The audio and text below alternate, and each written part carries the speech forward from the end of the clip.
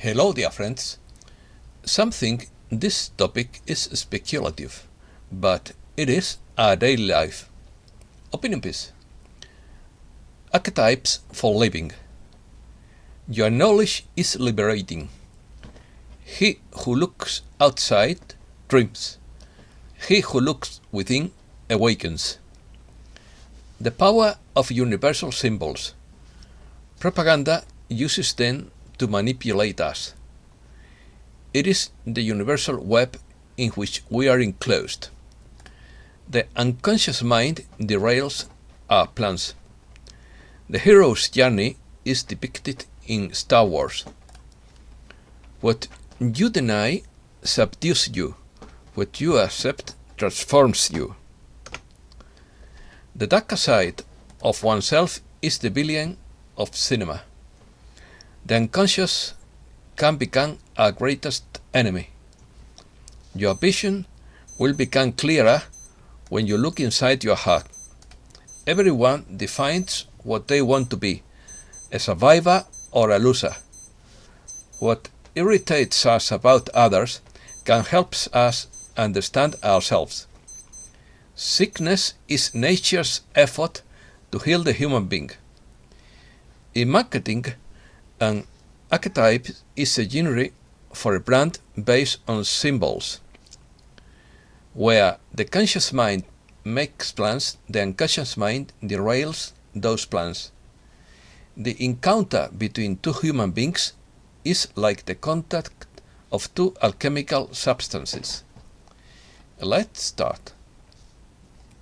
Cinema and advertising use the archetypes of the collective unconscious to manipulate us in a sophisticated way through their characters. Therefore, their knowledge is a form of liberation. They can be used in a liberating way or in a manipulative way as propaganda does.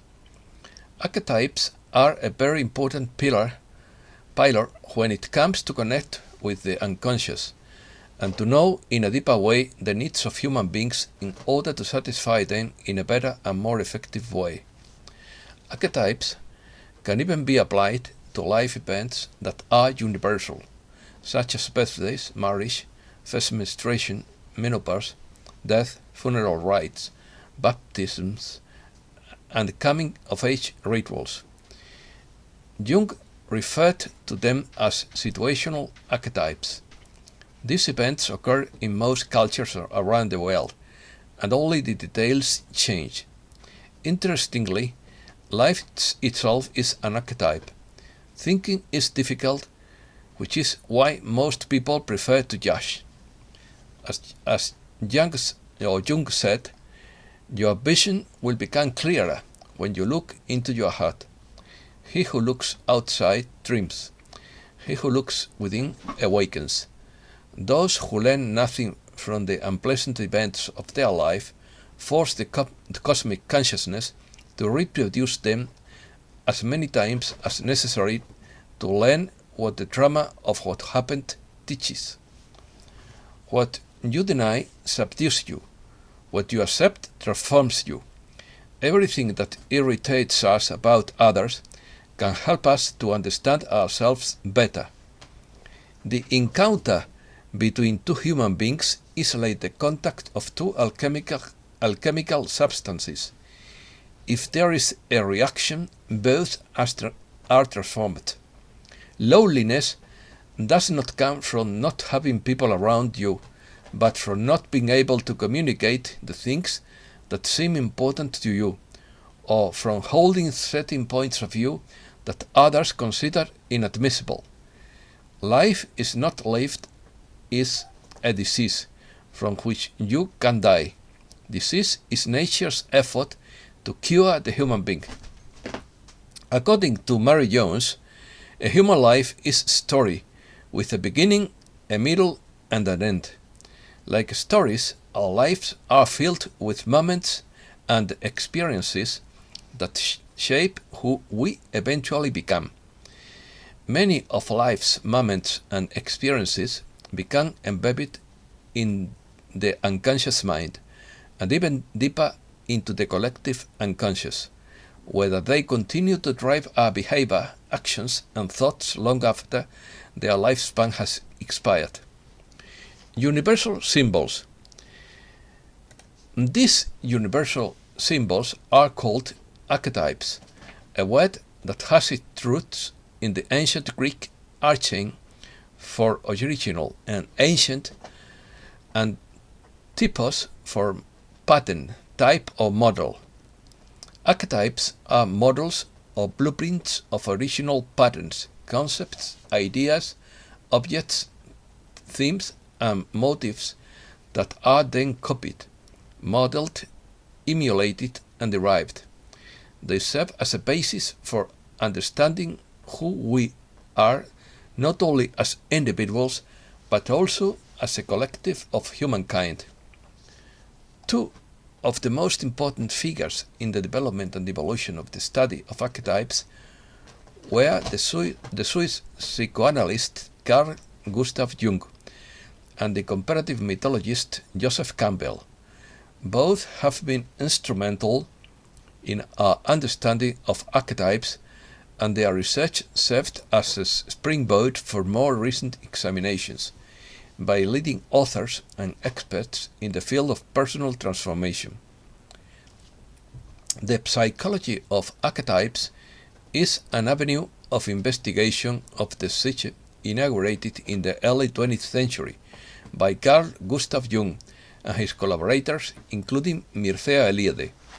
They studied how the hierarchy of the ancient gods, polytheistic religions, and archetypical figures that populate myths, legends, and traditional tales influence modern life through their relationship with the spirit, the psyche, dreams, and the self.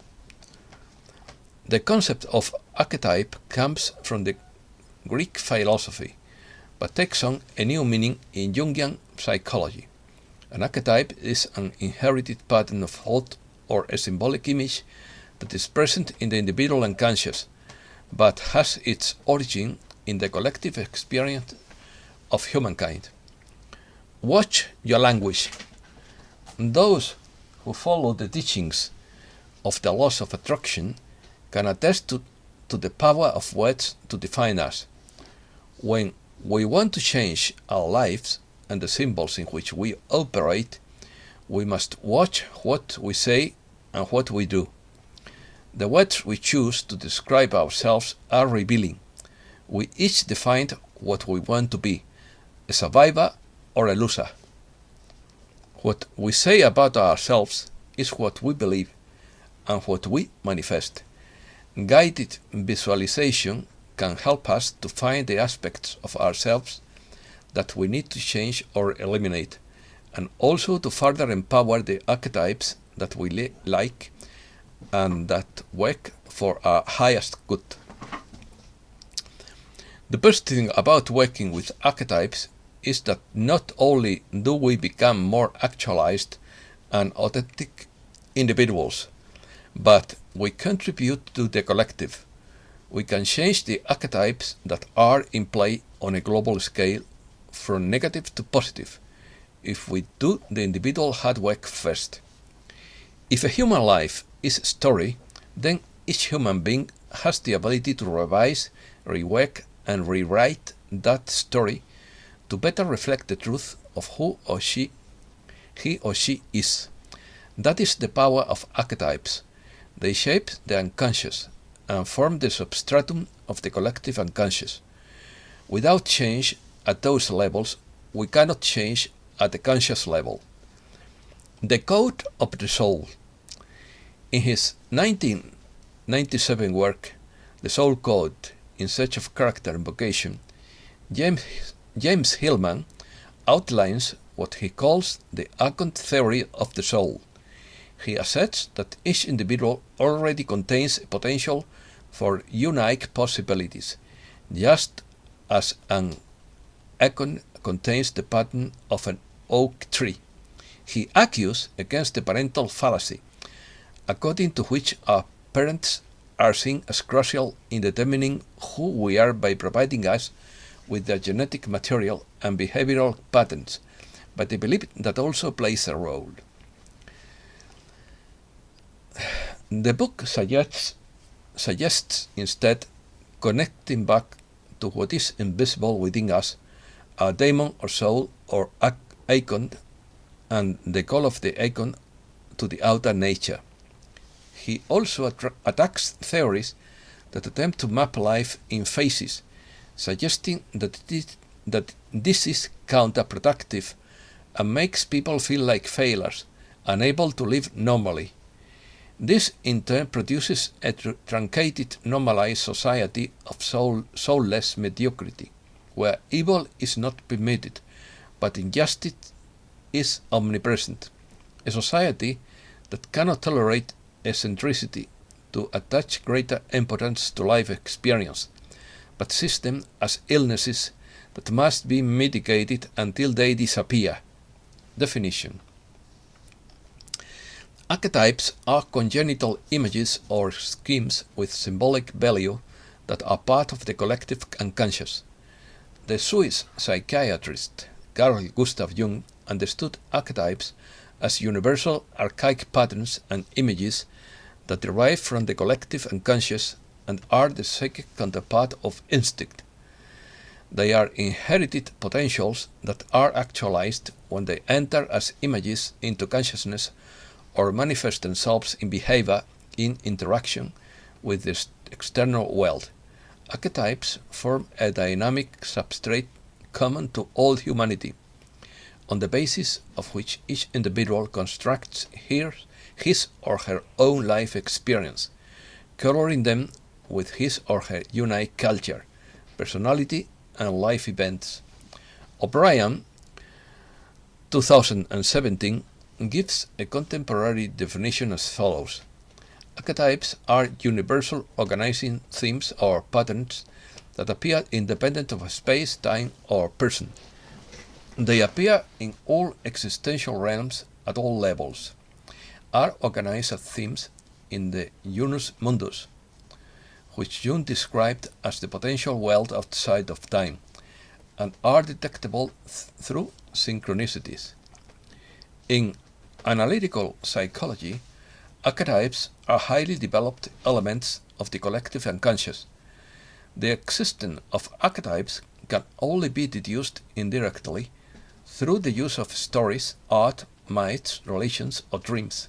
Archetypes in analytical psychology refer to underlying and graspable forms or archetypes themselves, from which emerge images and motifs such as the mother, the child, the trickster, and the universal flute, among others. History, culture, and personal context shape these manifest representations, thus giving them their specific content. Unconscious self-sabotage. Just below the level of the unconscious mind lies the powerful world of the unconscious, from which the vast majority of our behaviors, thoughts, actions, and personalities arise. Like the base of an iceberg, the tip being the conscious mind, the unconscious is the driver of the vehicle. It is a place of shadows and darkness, buried experiences and embedded patterns, old beliefs and fears, and all sorts of programming you have built up over the years, often at the hands of outside influences such as parents, peers, teachers, religious and political figures, and cultural beliefs. Where the conscious mind makes plans, the unconscious mind often derails those plans because the old patterns we don't even know exist. So, it makes sense that most of what we think we are is not even who we really are. Rather, it is the product of the vast expanses of the unconscious, and it is very difficult to find the internal programming, let alone change it. Even deeper is a realm of the mind that connects us to everyone else and to all of humankind. It lies beneath the personal unconscious and is filled with images and symbols as a means of expression. Dreams, visions, patterns, and yes, archetypes live here in the collective unconscious, which can be described as the universal web in which we are all enclosed, though we often ignore it completely. Carl Jung believed that it was here, in this deepest layer of reality of the mind, that most of what made us exists. The collective unconscious is not a place where language and words are spoken, but where images and symbols reign.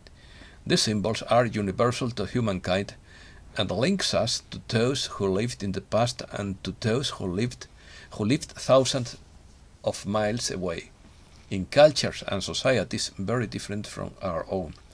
At this level, we all understand each other. The hero's journey.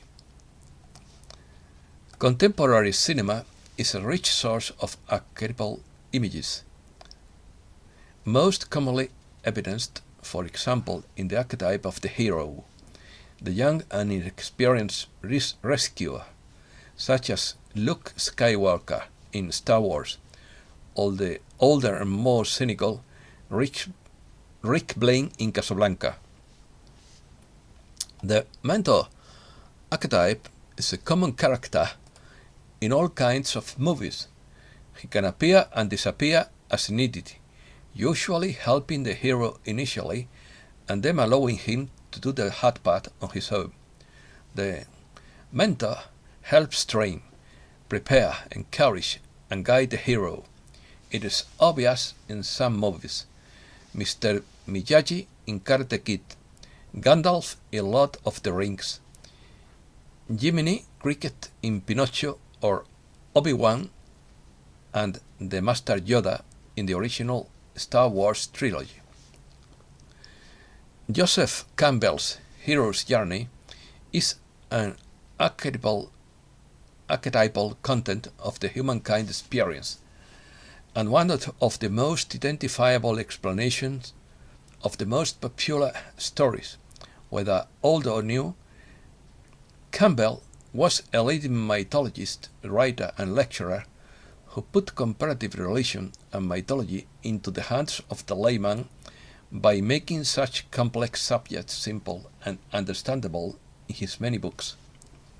His hero's journey was the basis for the most popular film franchise in history, Star Wars.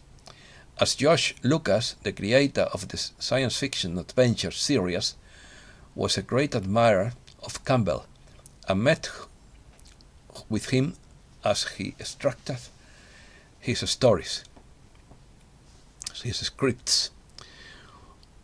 One need only watch the story of a young boy named Luke Skywalker unfold to see this archetype at work and be able to identify with aspects of it. Luke starts out as an innocent and ordinary young man, waiting for his aunt and uncle when he is called to adventure by their tragic deaths. He is scared at first, but accepts that call and soon finds himself with allies in the form of two derails who help him on his journey. He also has a wise older tutors who teach him the ways of the Jedi. He crosses the threshold from his normal life to one of galactic adventure, where he encounters the enemy in the form of a dark-cloaked individual with whom he must fight. But first, he enters the dark cave of truth, where he comes face to face with his innermost fears. He goes out to face the supreme ordeal, hitting rock bottom. The abyss beckons, but Luke takes up the sweat and gets the reward for it, prompting him to set out on the journey home as a newly risen hero. Then, before he gets home, he faces the greatest battle of all and overcomes it with his newfound courage, strength, and wisdom. Then finally he returns home with treasure in hand, truly transformed, and is celebrated as a hero. This resembles the Greek epics of the Iliad and the Odyssey, and the Hindu epics of the Ramayana and the Mahabharata. The dark side. The shadow, the darker side of oneself, is often associated with the villain in several movies and books, but it can be internal, as in the strange case of Dr. Jekyll and Mr. Hyde. The polymorph or shape-shifter is the person who deceives the hero or changes frequently and can be literally represented, for example, by the robot in Terminator 2. The trickster creates disruptions to the status quo, perhaps in a childlike way, and helps us see the absurdity of situations, providing comic relief, for example, Yoda in The Empire Strikes Back, Bugs Bunny or the Rabbit Brother. The child, often innocent, could be a childish person in need of protection, but may be imbued with special powers like E.T. The bad father, often seen as a dictator type, or evil and cruel like Darth Vader in Star Wars. The bad mother, like Mommy Dearest, along with evil stepmothers and wicked witches. The bad child, as in The Bad Seed and The Prophecy. 12 archetypes. In marketing, an archetype is engineering for a brand based on symbols. The idea behind the use of brand archetypes in marketing is to anchor the brand on an icon already embedded in the consciousness and unconscious of humankind. In the minds of both the brand owner and the public, alignment with an archetype makes the brand easier to identify. Traditionally, the existence of 12 archetypes is accepted, which have been widely used in film, literature, and in general in almost all forms of artistic expression. First one, the innocent. Innocent marks are presented as optimistic. They flee from complexity and transmit affability and empathy. Their message is for happiness, associated with primary and active colors, such as red and yellow in Coca-Cola. Second, the caregiver is associated with protection and generosity, such as Volvo or Mapfre, whose strategy is to offer a superior figure who watches over us. Grays, reds, and blues appear in their logos. Third, the hero is the archetype of the one who seeks triumph through courage and effort. Overcoming and competitiveness appear in Nike and Adidas, reminding us with an epic tone that we have to fight for what we want, that without suffering there is no reward. 4. The realist appeals directly to ourselves through empathy and others a simple and profound message. Think of that neighbor who is always there to lend a hand. It doesn't renounce adventure, albeit on a small scale and without taking big risks, as IKEA or Wallapop. 5. The explorer seeks freedom. He flees from routine and domestication, boredom being his greatest enemy. His colors are those of nature, green, brown, yellow, and red. 6. The rebel flees from the conventional because rules are made to be broken. Extravagance and freedom are present in brands such as Harley-Davidson or PlayStation. Their colors are fiery and passionate, reds, oranges, and blacks. 7. The lover is looking for his better half to temporarily fill the void of waiting. Seduction is their weapon, and passion their argument, but idealism and sensitivity also fitting. Pinks, vermilions, and blacks appear in brands such as Häagen-Dazs, Ligereza, or L'Oreal. 8. The creator seeks innovation and creative development, but also the desire for transcendence and recognition. Among its color, grays and metallic blues, blacks and reds, with examples such as Apple and Philips. 9. The tarot fool laughs at everything and justifies the enjoyment of the moment above all things. They are cheerful, fun, and irreverent. Their way of transgressing is more creative than aggressive, and their colors include blue, yellow, and red, as in Fanta or Lacasitos. 10. The wise man. Truth and rightness above all else, with logic as the only guide. Knowledge is key to understanding the world, and information is power. Blue, black, and gray are in HP or Google. 11. The magician also tries to understand the environment around him, and even goes beyond that. Their optimism serves as a catalyst for the fulfillment of our desires. They are visionaries rather than scientists, and we will find them dressed in purple, black, and grey, as in Apple. 12. The regent bases his happiness on power and dominance, as in Conan the Barbarian. Mercedes, Chanel, and Rolex are examples, and their colors are yellow, purple, grey, red, and green. 8. Jungian archetypes. The main Jungian archetypes are the following. First, the person is the mask we wear for others and often for ourselves. It is not the true self that we are. Second, the anima or animus.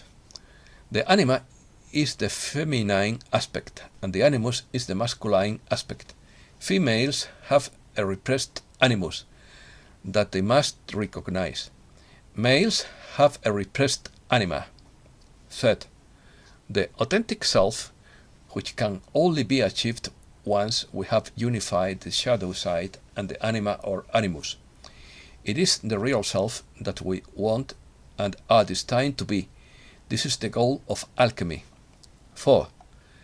The shadow represents the dark aspect of the self, which we often deny exists, or hide in the depths of the unconscious. This is our primitive sexual and animal side. It is both creative and destructive, and contains all that we have repressed. 5. The Great Mother is the creative and nurturing force, which begins as the archetypal maiden, then becomes the caretaker and the mother of the world, and then becomes the wise old woman. 6. The hero takes on challenges, exhibits bravery and courage, and participates in the journey of life, with all the grown trials and transformations that it entails. 7. The innocent child, who sees pure life as the inner child. 8. The wise elder or wise woman is the wise part of the self that knows all, sees all, also known as sage, priest, priestess, tutor or mentor, and even king or queen. Kind and understanding, cantankerous and sarcastic, like our favorite grandparents. Other archetypes include everything from martyr, victim, warrior, survivor, prince, princess, goddess, god, jester, fool, madman, artist, anti-hero, beast, healer, genius, storyteller, leader, follower, and even demon. And that's all for today. Thanks a lot, dear friends.